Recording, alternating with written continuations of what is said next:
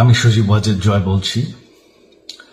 আপনারা জানেন এই গত কয়েক সপ্তাহ ধরে আমাদের বাংলাদেশের যে গন্ডগোল সংকট চলছে,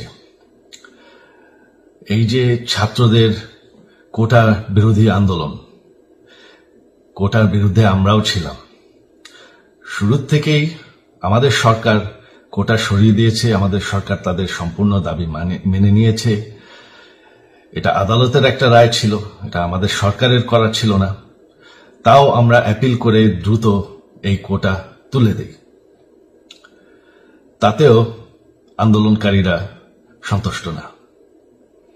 আমরা তাদেরকে আলোচনায় ডেকেছি, আমরা একটা জুডিশিয়াল কমিশন করেছি যে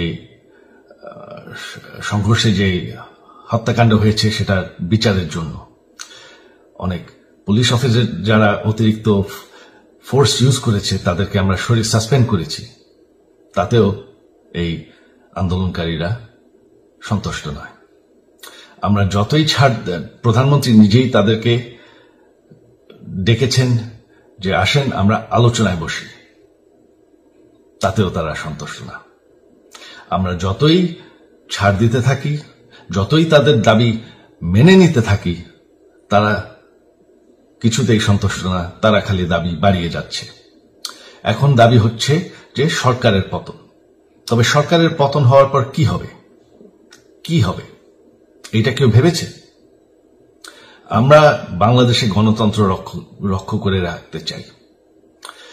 সরকার পতন করে নতুন সরকার আসার সাংবিধানিক অনুযায়ী শুধুমাত্র একটি উপায় আছে, সেটা হচ্ছে নির্বাচন।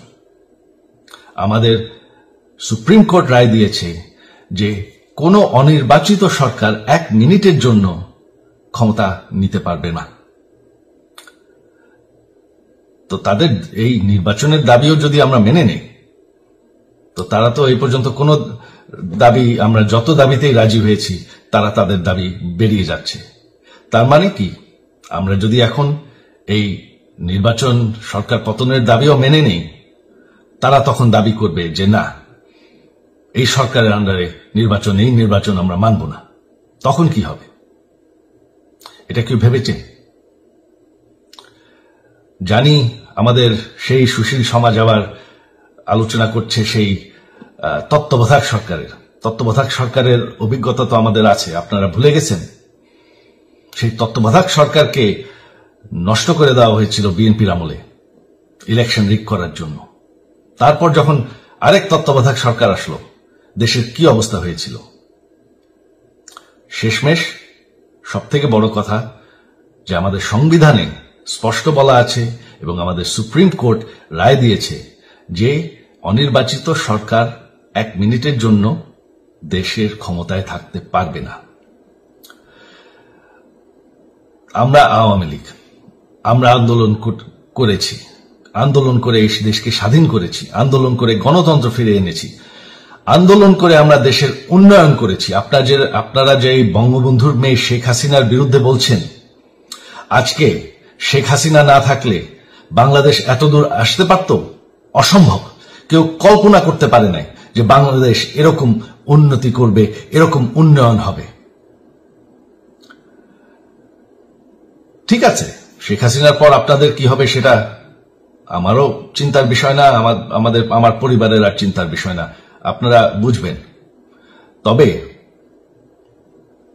এইভাবে সংঘর্ষ করে, হত্যাকাণ্ড করে ক্ষমতা দখল করা যাবে না। এটা আর আন্দোলন না।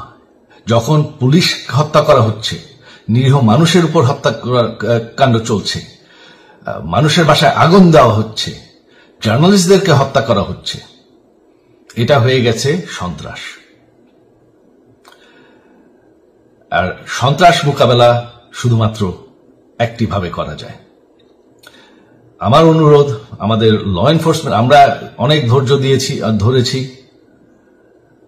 তবে এখন আর এটা সহ্য করা যাবে না। ল এনফোর্সমেন্ট এজেন্সি, বিজিবি এবং কি আমাদের মিলিটারির প্রতি আমার আহ্বান যে আপনাদের দায়িত্ব হচ্ছে আমাদের দেশের মানুষকে নিরাপদ রাখা। এবং আমাদের দেশকে নিরাপদ রাখা, আমাদের দেশের সংবিধানকে নিরাপদ রাখা, সংবিধানকে রক্ষা করা। তার মানে এক মিনিটের জন্য কোনো অনির্বাচিত সরকার আমাদের ক্ষমতায় আসতে দিবেন না। এটা হচ্ছে আপনাদের দায়িত্ব, কারণ সেইটা হলে আমরা আবার পাকিস্তানের মতন হয়ে যাব। আমাদের এই যে 15 বছরের উন্নয়ন সব শেষ হয়ে যাবে। বাংলাদেশ এর থেকে আর কোনোদিন ফিরে আসবে না।